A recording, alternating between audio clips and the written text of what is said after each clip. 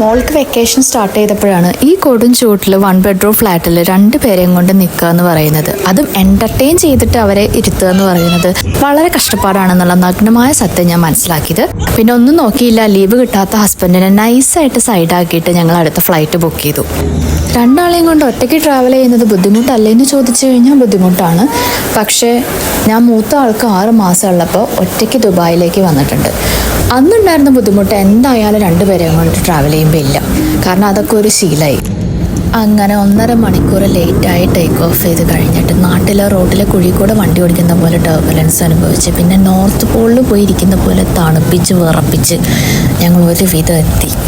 സാധാരണ ലാൻഡ് ചെയ്യുമ്പോൾ കടൽ കിടന്നിട്ട് ആ പച്ചപ്പ് കണ്ടു തുടങ്ങുമ്പോൾ കബി ഖുഷി കബി ഗമിലെ BGM ഒക്കെ വന്നിട്ട് കണ്ണൊക്കെ നിറഞ്ഞിട്ടാണ് ഞാൻ ഇറങ്ങാറ്.